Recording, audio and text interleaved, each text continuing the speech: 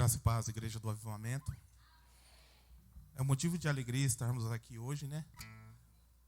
Poder de Deus, glória a Deus. Amados, sem perca de tempo, abra suas Bíblias aí em 1 Reis, no capítulo 18, versículo 21. Aleluia. Pode se sentar, fique à vontade. Deus tem mais fogo ainda, hein, hoje. Tem mais fogo. Aleluia. 1 Reis, capítulo de número 18, versículo de 21. Aleluias. Louvado seja o nome do Senhor. Deus é bom o tempo inteiro. Aleluias. 1 Reis, capítulo 18, versículo 21. Quando todos acharam, digam amém. Quem não achou, diga misericórdia. Aleluia. Diz assim a palavra do Senhor. Então, Elias se chegou a todo o povo e disse: até quando cocheareis entre dois pensamentos? Se o Senhor é Deus, segue-o. Mas se é Baal, segue-o. Porém o povo não lhe respondeu nada. Vou ler de novo. Então, Elias se chegou a todo o povo e disse: até quando, aqui está escrito cocheareis, mas pode até onde vagareis ou andareis em dois pensamentos. Se o Senhor é Deus, segue-o. Mas se é Baal, segue-o. Porém o povo não lhe respondeu nada. Amados, Deus me deu essa palavra, uma vigília muito importante, que é a vigília do sobrenatural. E eu orando a Deus, disse ao Senhor que, obrigado, Deus abençoe, que por ser uma vigília do sobrenatural, eu falei: Senhor, eu não aceito menos do que isso, o sobrenatural. E eu creio no poder de Deus, eu creio em tudo. E naquele momento, amados, a Bíblia nos conta que Elias confronta o povo de Israel devido à idolatria, devido a problemas que havia causado naquele momento. Porque Deus tinha um propósito com o povo. Mas eu vou voltar um pouco para trás para podermos entender a palavra, porque eu creio que nesta noite você vai mergulhar no mar das revelações. A Bíblia nos conta que depois do reinado de Salomão, houve uma divisão entre o reino norte e o reino sul, aonde o reino sul ficou com o povo de Judá, com a capital de Jerusalém, e o do norte ficou com o povo de Israel, com a capital de Samaria. Houve vários reis que reinaram sobre esses dois lugares, mas houve um rei que teve muito problema, um rei que não temia a Deus, um rei que governava um povo a que Deus colocou sobre a terra, a que Deus tinha colocado a confiança nas mãos dele, mas ele não ajudava o povo, ele não fazia o povo avançar ou acreditar no Deus, alimentar a fé daquele povo. E para irar mais a Deus, a Bíblia nos conta que ele conheceu uma rainha chamada Jezabel, casou-se com ela, e assim trouxe para Israel todo tipo de culturas de idolatria, todos que você pensasse. Se fosse até um dia de hoje, a gente até dá risada, porque poderia falar que tinha um Deus para dor para a cabeça, um Deus para dor na perna, um Deus para dor nas costas, para dor para tudo. Mas era vários deuses. E o povo de Israel começou a se esquecer de Deus, começou a se esquecer que o único digno de louvor, honra e glória era Deus. O nome do rei era Acabe. E assim preocupa a Deus, que precisou tomar uma atitude diante do povo. E a Bíblia conta que naquele momento Deus envia um profeta, seu nome Elias, que chega diante de Acabe com toda a convicção e determinação e declara sobre Israel que não haveria chuva e nem orvalho durante 3 anos e meio. E assim, a Bíblia conta que ele sai e Deus leva ele ao vale para cuidar de Elias. E assim começa o processo de Deus sobre o povo de Israel. Mas muitos perguntam, pastor Adilson, você está ministrando uma palavra dessa, é muito forte. Sim, é muito forte. Não quero dizer aqui para ninguém, nem acusar que estão idolatrando imagens. Porque na verdade, amados, a idolatria não é somente adorar imagens, mas é aqui, sentimento. É aquilo que muitas vezes, por situações que passamos, por momentos ou por lutas que passamos, faz nós nos desanimarmos de buscar a Deus, de buscar o propósito de Deus, e assim fazer com que nossos olhos se desviem dos caminhos do Senhor. Essa era a preocupação de Deus ao povo de Israel. Era aquele momento onde aquelas pessoas não estavam olhando mais para Deus, estavam olhando para Baal, para o diabo. E Deus usa Elias naquele momento para que determinasse, para que possamos entender o processo. Porque a Bíblia conta que imediatamente não chove mais, não há mais orvalho, a seca começa a tomar conta de Israel, a seca começa a tomar conta de tudo. E assim, Deus, iniciando o seu propósito, a Bíblia conta que há uma fome escassa, sede escassa, muitos problemas em Israel. Para os dias de hoje, amados, Deus, ele é tão maravilhoso nas suas obras, porque naquele momento, Deus poderia mostrar a grandeza dele para Acabe e Jezabel. Deus poderia naquele momento mostrar o poder, cair o poder dele naquele lugar e acabar com tudo. Mas o único cuidado que Deus tinha era com o povo de Israel. A Bíblia nos conta que Deus não precisa provar para o mal que ele é Deus. A Bíblia diz que o mal conhece a Deus e treme diante da presença dele. Esse é o seu Deus. Esse é o seu Deus. O Deus que você serve. O Deus que muitas vezes nós mesmos, por sermos seres humanos e falhos, às vezes desviarmos os caminhos ou os olhos diante dele. E assim Deus tinha esse propósito, porque na verdade, amado, a falta de chuva gera seca. A seca gera deserto. Deserto, escola de Deus. Deserto, escola de Deus. E assim começou a escola de Deus para aquele povo. Começou a escola de Deus para Israel. Mas havia uma diferença. A Bíblia conta que Elias foi levado ao vale de Querite. E lá ele foi alimentado por corvos. Você já pensou? Corvo levando carne e pão de manhã, carne e pão à tarde, e água à vontade. Irmão, eu diria que eu sou gordinho. Eu não emagreci nunca desse jeito. Mas era assim que acontecia. Ele era bem alimentado. Aí você começa a entender a diferença daquele que serve ao Senhor, daquele que anda nos caminhos do Senhor. Muitas vezes você não entende o deserto que você passa, mas os milagres de Deus estão acontecendo na tua vida. As providências de Deus estão chegando na tua vida. Você não entende. Às vezes nós mesmos nos pegamos murmurando. Às vezes nós mesmos nos lamentamos pelas faltas de tudo. Mas na verdade não falta nada. Deus supre.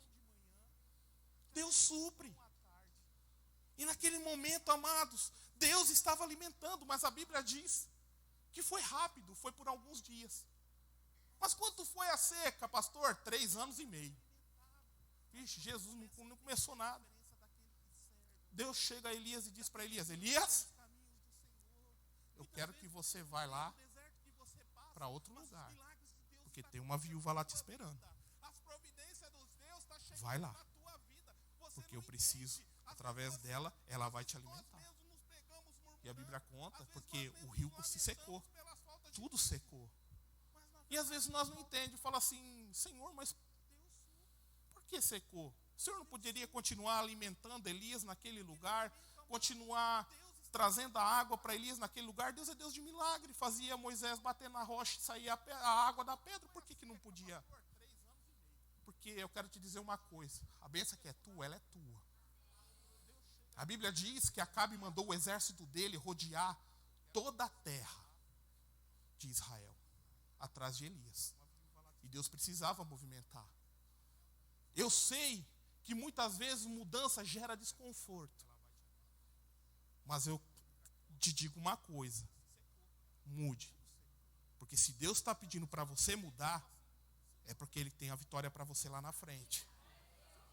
Elias poderia murmurar e questionar porque ele estava mudando. Não, Senhor, tá bom aqui. Ixi, corvo chegando aqui, ó, nossa, tá vindo de bandeja. Ele poderia. Mas não. Ele preferiu. Deus preferiu que levasse ele para a viúva lá em Sarepta, para que ele fosse alimentado. E aí? Uma pessoa sair de ali, ir para a cidade de Sarepta, num deserto escasso, sem conhecer a viúva, sem saber quem é, e chegar lá, porque na verdade na cidade haveria milhares de viúvas. E aí? E Elias foi. E a Bíblia diz que quando chegou lá, a viúva já sabia.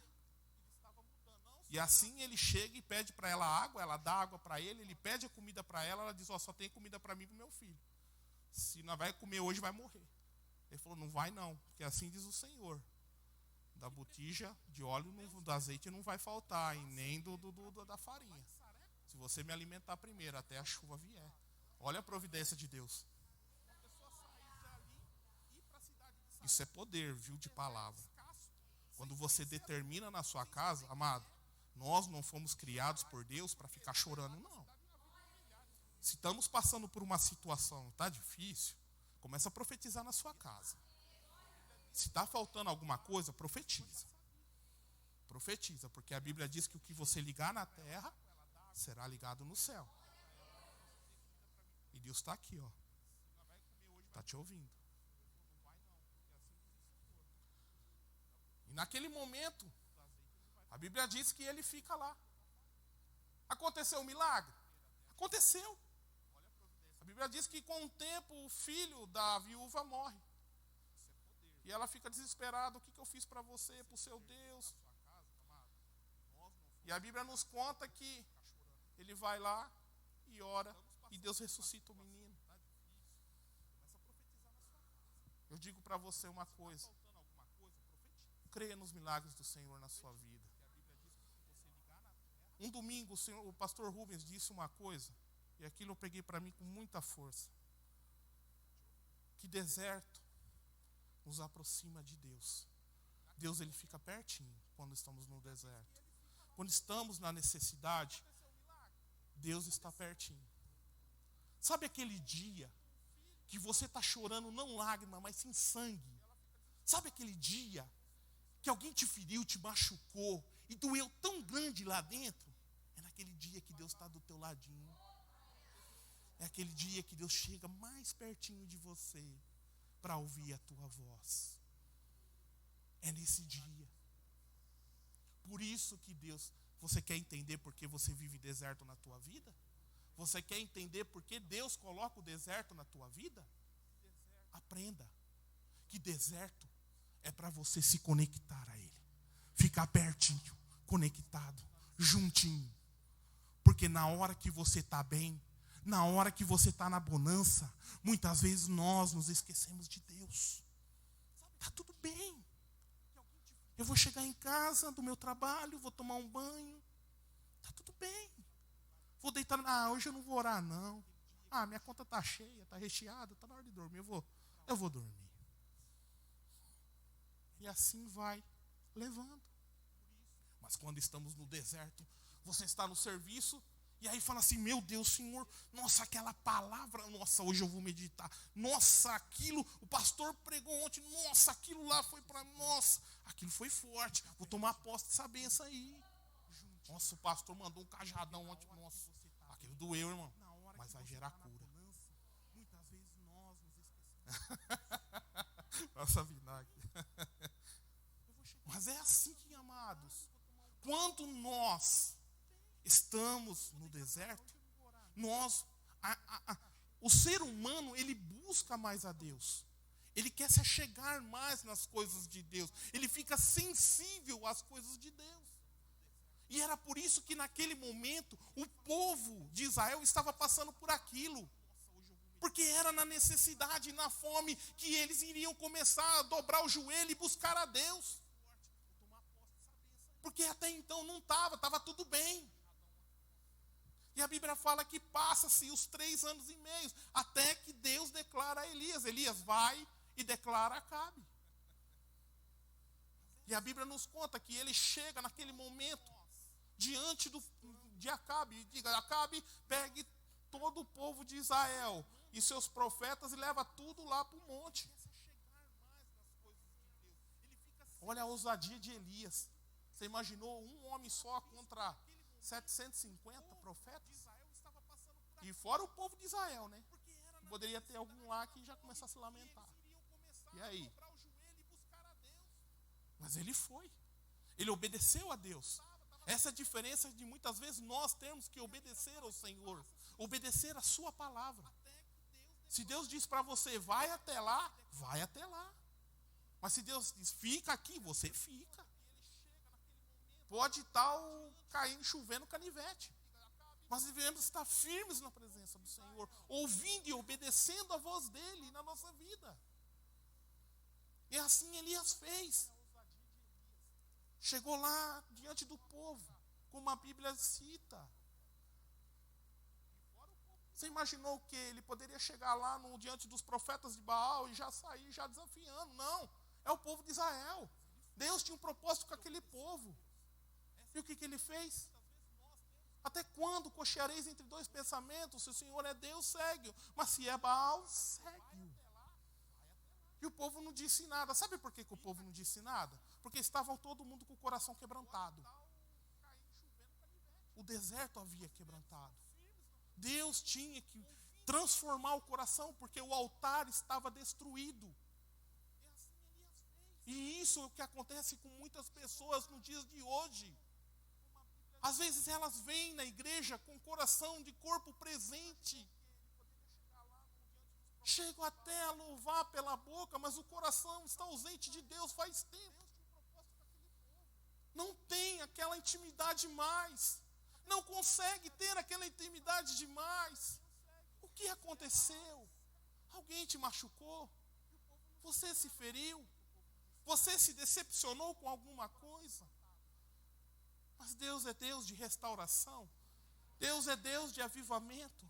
Deus é Deus de milagre. E eu creio que Deus vai restaurar altares aqui hoje. Altares serão restaurados aqui hoje. E naquele momento o povo não disse nada. Porque havia acontecido um processo. Eles estavam ali querendo Deus. Eles queriam Deus. Porque o povo de Israel era exclusivamente de Deus. E eles queriam a Deus. E a Bíblia nos conta que diante dos profetas, aí Elias desafia. Você imaginou que ousadia? Vamos fazer 2 altares. Faz um para vocês e um para mim. Aí vocês adoram o Deus dos 6 e eu adoro o meu Deus de Israel. Aquele que responder com fogo é Deus. Que ousadia! Hoje muitas vezes Deus manda uma pessoa falar, diga ao irmão lá que ele é uma benção. Aí a pessoa não sai nada.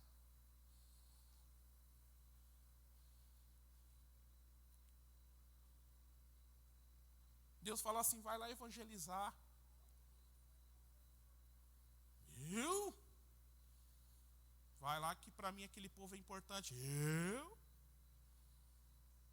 Tem gente lá bom, olha lá, tem um pastor Rubens, o pastor Rubens é bom. Deus chamou você, amado.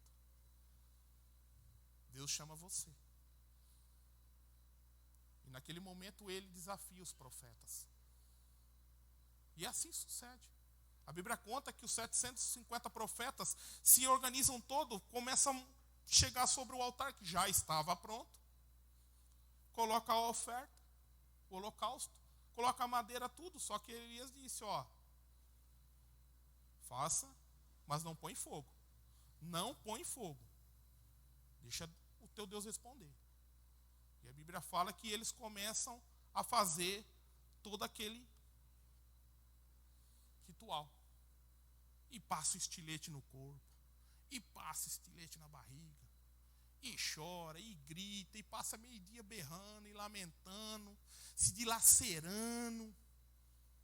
Você vê como que as pessoas fazem pro diabo, né? O diabo até se dilacera, mas quando é para Deus, Deus pede para... Ixi, eu vou ficar quieto. Mas quando é para Deus... Jejua! Ah, não vou jejuar não. Ora! Ah, eu não consigo não, eu durmo primeiro. Mas para o diabo o povo é bom. Ele se rasga todinho. E assim, os profetas de Baal começaram o ritual. E a Bíblia conta que Elias ainda... Ele foi até engraçado, né? Porque ele dizia assim, continua. Quem sabe o seu Deus não está dormindo ou está em outro lugar. Porque não está respondendo. E aí, vai lá, continua lá, irmão, continua. E eles tudo se dilacerando, passando estilete, gritando.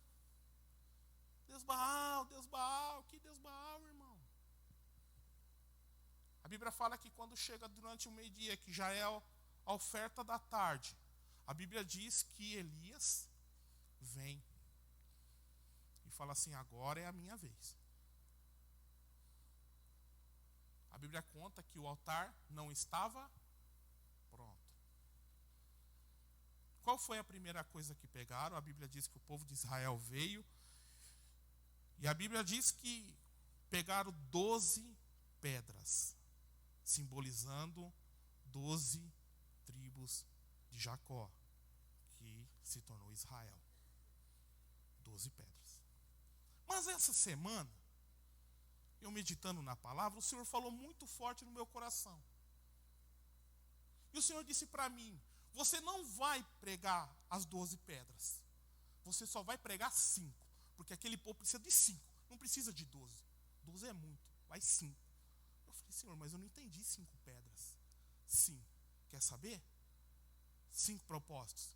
Primeiro, dunamis. Segundo, fé. Terceiro, família. Quarto, prosperidade. E quinto, discipulado. Não precisa de 12 pedras, mas de 5 para avançar. 5 pedras para avançar. Foi os 5 propósitos que Deus deu para este lugar. 5 pedras. Foram as primeiras pedras que colocaram. Então coloca aí no seu coração. Dunamis, fé, família, prosperidade e discipulado. As 5 pedras.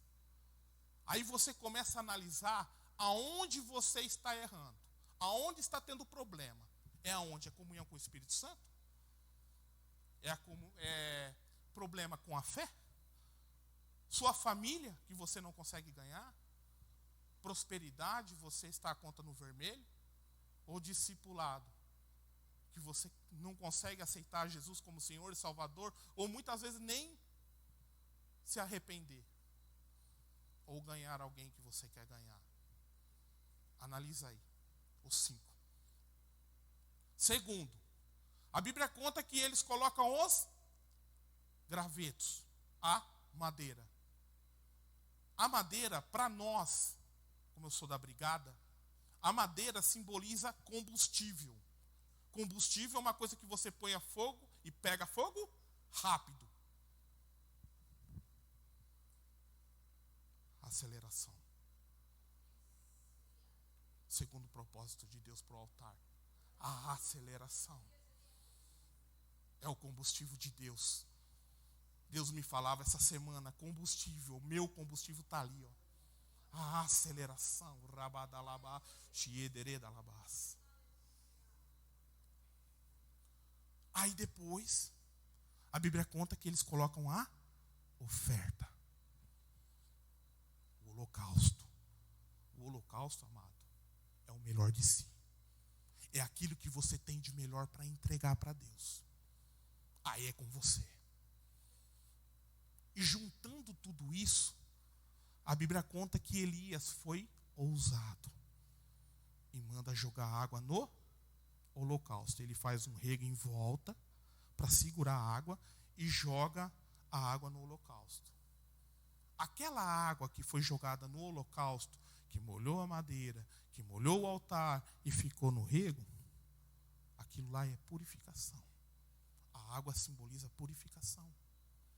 Porque quando você tem as 5 pedras, que são 5 propósitos, quando você tem a aceleração, que é o combustível, e você começa a dar o seu melhor para Deus, vem a purificação. É isso tudo que precisa para Deus mudar a sua história.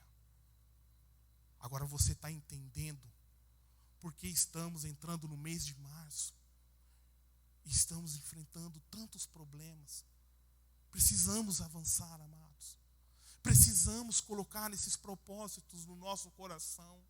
Se Deus nos deu, são ferramentas para usar. Para que ficar cavando com a mão? Se Deus te deu a pá e a enxada.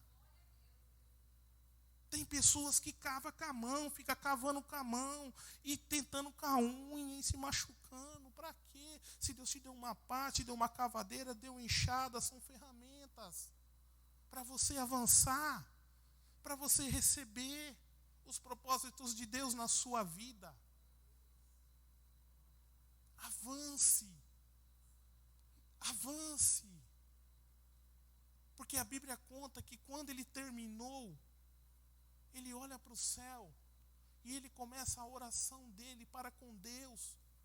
Foi a única coisa que faltou de grande humildade para que mostrasse a todo o povo que o Senhor é Deus em Israel.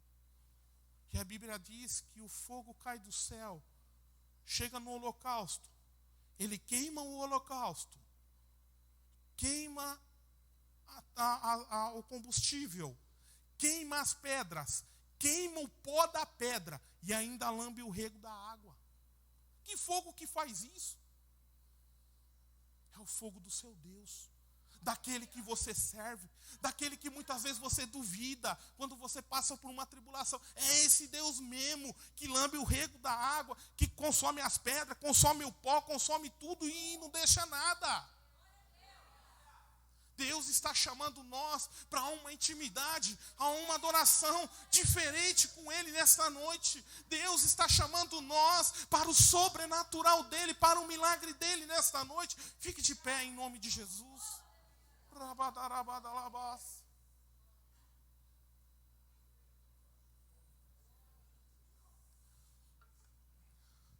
Deus está te chamando.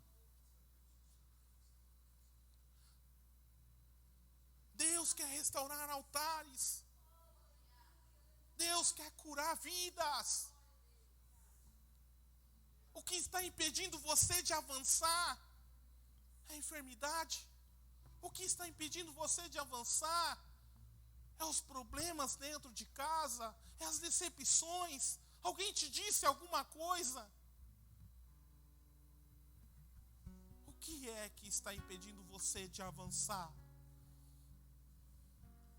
Hoje, com o fogo de Deus, Deus vai queimar tudo isso. E vai fazer o teu povo avançar no poder dEle, na glória dEle. Deus vai fazer o povo avançar no sobrenatural dEle.